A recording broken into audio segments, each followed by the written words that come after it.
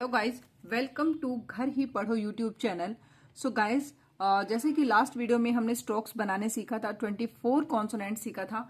आज की इस वीडियो में हम एंगल सीखेंगे। जैसे कि मैंने आपको लास्ट वीडियो में बताया था कि मैं आपको बताऊंगी कि किस तरीके से कौन सा स्ट्रोक बनेगा, और एक डायग्राम की हेल्प से मैं आपको बहुत ही अच्छे से समझाऊंगी। आई होप आपको अच्छे से क्लियर हो जाएगा। फिर भी कोई डाउट रहता है तो आप मुझे जरूर बताइए, और हर एक स्ट्रोक का मैं एंगल बताऊंगी, किस तरीके से आप लिखेंगे और किस डायरेक्शन में लिखेंगे वो भी डिस्कस करेंगे। सो आई होप अभी तक 24 जो कॉन्सोनेंट है आप लोगों ने वो सीख लिया होगा। जैसे कि मैंने आपको जो होमवर्क दिया था, ये एक्सरसाइज नंबर फर्स्ट जो हमने एज ए होमवर्क जो करना था, कि जिसके अंदर हमें लिखना था, प्रैक्टिस करनी थी 24 की 24 जो ये कॉन्सोनेंट है इनको किस तरीके से प्रोनाउंस करना है, ये लेटर कौन से हैं और इनको किस तरीके से लिखा जाएगा, ये मैंने आपको बताया था। आई होप ये क्लियर हो गया होगा। तो आज मैं आपको थोड़ा सा प्रैक्टिस दिखाऊंगी कि किस तरीके से करनी है, और इन स्ट्रोक्स की लेंथ जानेंगे और इनके एंगल्स। तो चलिए स्टार्ट करते हैं। सबसे पहले तो हम इसको समझने के लिए एक डायग्राम मैंने यहाँ पर ड्रॉ किया है, इस तरीके से देखिए।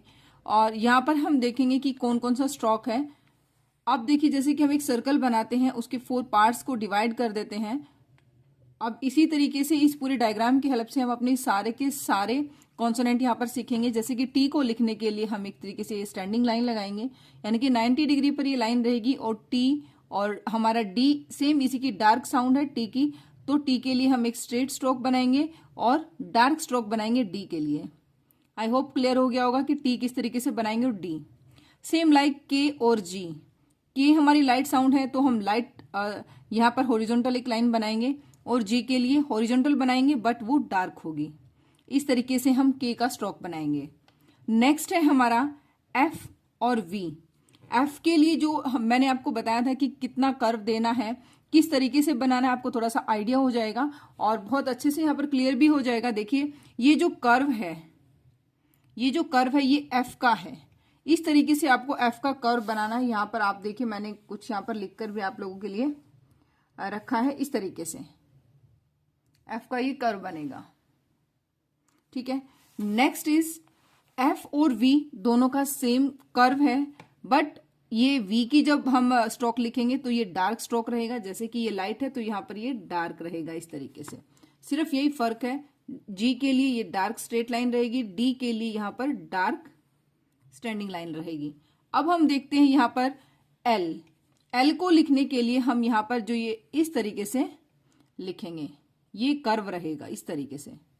एल को लिखेंगे और इसको अपवर्ड, जिस तरीके से ये अपवर्ड यहाँ पर लिखा हुआ है, अपवर्ड डायरेक्शन में, इनकी डायरेक्शन भी हमें याद रखनी है। टी को बनाने के लिए हमें डाउनवर्ड स्ट्रोक का यूज करना है, और एफ को बनाने के लिए और वी को बनाने के लिए हमें इस तरीके से इस डायरेक्शन के स्ट्रोक का हमें यूज करना है। एल बनाने के लिए अपवर्ड डायरेक्शन में, ये यहां से लेकर और यहां तक ये एल का स्ट्रोक है। इस तरीके से ये शेप रहेगी, एल बनाएंगे हम इस तरीके से।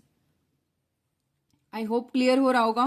Next is are. आर को बनाने के लिए हम डाउनवर्ड डायरेक्शन का यूज करेंगे। देखिए, इस तरीके से आर बनेगा हमारा, डाउनवर्ड ऐसे ये बनेगा हमारा आर। आर को बनाने के लिए हम ऊपर से नीचे की तरफ स्ट्रोक बनाएंगे। ये जो कर्व है हमारा, वो ऊपर से नीचे की तरफ रहेगा। जैसे कि एल के अंदर नीचे से ऊपर है, अपवर्ड डायरेक्शन में है, सेम आर जो है वो डाउनवर्ड डायरेक्शन में बनेगा।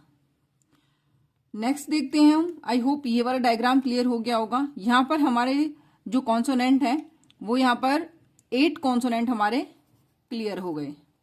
अब हम देखते हैं नेक्स्ट। अब देखिए, यहाँ पर अगर हम बात करते हैं इथ की, तो ये वाला जो स्ट्रोक है, ये वाला जो कर्व है, एक तरीके से वो बनेगा हमारा इथ और धी का। क्लियर? ये यहां से लेकर यहां तक जो स्ट्रोक बनेगा, जैसे कि यहां पर मैंने ये बनाया प्रैक्टिस के लिए, ठीक है। सेम इसी तरीके से इस डायग्राम की तरीके से हम देखेंगे, तो इथ को हम इस तरीके से बनाएंगे। नेक्स्ट है हमारा एम। एम को इस तरीके से बनाएंगे, सेमी सर्कल के तरीके से, और सेम इसका एन बनेगा, वो इस तरीके से नीचे बनेगा। ये लाइट स्ट्रोक रहेगा, इसकी डायरेक्शन इस तरीके से रहेगी, इसकी डायरेक्शन डाउनवर्ड रहेगी, और इसकी डायरेक्शन लेफ्ट टू राइट रहेगी। एन और एन जी सेम बनेंगे, बट एनजी जो होगा वो डार्क स्ट्रोक होगा, एन लाइट स्ट्रोक होगा और एनजी हमारा डार्क स्ट्रोक होगा। इस तरीके से एम बनेगा। अब हम बात करते हैं एस और जी की। जिस तरीके से इथ और दी था यहां पर, सेम यहां पर, बट इसका जो फेसिंग है वो चेंज हो जाएगी, डायरेक्शन इसकी भी डाउनवर्ड ही रहेगी, डाउनवर्ड डायरेक्शन में बनाएंगे। और एस और जी, आई होप क्लियर हो गया होगा। साथ हमारे यहां पर कॉन्सोनेंट क्लियर हो गए। नेक्स्ट है हमारा, अब हम देखते हैं कि कुछ हमारे जो स्ट्रेट स्ट्रोक है, ये यहां पर हमारे कुछ कर्व के स्ट्रोक्स थे, कुछ स्ट्रेट स्ट्रोक थे, हॉरिजॉन्टल थे, कुछ वर्टिकल थे। और इस तरीके से जो हमारे कॉन्सोनेंट है, हमने दो डायग्राम की हेल्प से इनको किस तरीके से बनाना है, एक इमेज की हेल्प से मैंने आप लोगों को समझाने की कोशिश की है। नेक्स्ट है कि जो हमारे स्ट्रोक बनाते, जैसे कि मैंने ये यहाँ पर स्ट्रोक्स बनाए हैं, इनकी लेंथ कितनी होनी चाहिए, 1 इंच का 1/6 पार्ट इनकी लेंथ होनी चाहिए। ये ध्यान रखिए। आप इसको अपनी मर्जी से नहीं बना सकते, क्योंकि आगे चल के जो स्ट्रोक्स हैं इनकी हाविंग भी होगी, आधे स्ट्रोक भी बनेंगे, तो इसलिए हम अपने अकॉर्डिंग नहीं बनाएंगे।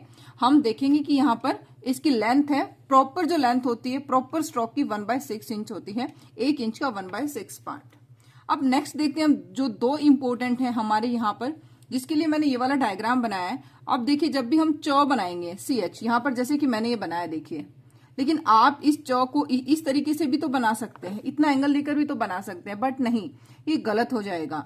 तो चौक को सबसे पहले तो हमें ऊपर से नीचे की डायरेक्शन में, यानी कि च हमारा डाउनवर्ड डायरेक्शन में बनेगा। और इसके लिए जो एंगल होगा, अगर हम परपेंडिकुलर की बात करेंगे तो 30 डिग्री यहाँ पर, जैसे कि मैंने यहाँ पर एक 90 डिग्री की लाइन लगाई है और इन दोनों के बीच में 30 डिग्री का गैप है, और इस तरीके से ये हमारा चौ बनेगा। आई होप क्लियर हो गया होगा। किसी को कोई भी डाउट रहता है तो कमेंट सेक्शन के थ्रू आप लोग पूछ सकते हैं, बट आप लोगों को प्रैक्टिस अच्छे से करनी है। इसकी डायरेक्शन का हमें ध्यान रखना है। इस तरीके से चौ बनेगा। और यहाँ पर हमने एक आर सीखा था। आर दो टाइप की है हमारे इसके अंदर, एक आर है हमारा कर्व में और एक आर है हमारा स्ट्रेट। क्लियर? तो ये दोनों आर है, ये बनेगा हमारा डाउनवर्ड और ये बनेगा अप। इसका रूल आगे अलग है, वो मैं आपके साथ बाद में शेयर करूंगी। तो अब जो ये आर है, इस डायग्राम में हम दो यहाँ पर कॉन्सोनेंट सीखेंगे, एक चौ सीखेंगे और एक आर सीखेंगे। दोनों के अंदर 30 डिग्री का यहाँ पर एंगल बनता है, बट चौ का बनता है परपेंडिकुलर और इसका बनता है हॉरिजॉन्टल, यानी कि बेस लाइन से 30 डिग्री का एंगल इसका होना चाहिए। आई होप क्लियर हो गया होगा। और ये जो आर है, स्ट्रेट जो आर है, वो अपवर्ड डायरेक्शन में बनेगा। आई होप बहुत अच्छे से मैंने समझाने की कोशिश की है और आप लोगों को समझ भी आया होगा। और अच्छे से आप लोगों को प्रैक्टिस करनी है। कोई भी डाउट रहता है तो आप मुझे कमेंट सेक्शन के थ्रू पूछ सकते हैं। चलिए अब मैं आपको शो करती हूँ कि किस तरीके से आप लोगों को प्रैक्टिस करनी है। आपको डे फर्स्ट से आपको इस तरीके से एक्सरसाइज करनी है। आपको एक नोटबुक लेनी है, इसका अलग से एक नोटपैड भी आता है, आप वो भी परचेज कर सकते हैं। इस तरीके से आपको लिखना है P, देन इस तरीके से बोलते हुए आपको प्रैक्टिस करनी है। B सेम बोलते हुए आपको लाइट एंड डार्क स्ट्रोक्स का ध्यान रखना है। अगर आप अच्छे से ऑब्जर्व करेंगे तो यहाँ पर क्लियरली मेंशन है कि P लाइट है, D यहाँ पर B डार्क है, T लाइट है, D डार्क है। तो आपको बोलते जाना है और प्रैक्टिस करते जाना है। कुछ दिन सिर्फ आपको जो इंस्ट्रक्शंस दी जाए उसको फॉलो करिए, क्योंकि अभी स्टार्टिंग है, बिल्कुल इनिशियल स्टेज है, थोड़ा सा समझने में टाइम लगेगा। सो गाइस कीप प्रैक्टिस और बहुत अच्छे से प्रैक्टिस करने। इस तरीके से देखिए मैं आपको शो कर देती हूँ। आपको हर एक लेटर लिखना है, हर एक कॉन्सोनेंट को लिखना है और इस तरीके से उसकी प्रैक्टिस करनी है, बोलते हुए जाना है। सो गाइज आज की इस वीडियो को, इस टॉपिक को हम यहीं खत्म करते हैं। नेक्स्ट वीडियो में नेक्स्ट टॉपिक तक मिलते हैं। Thank you, thanks for watching, keep practice.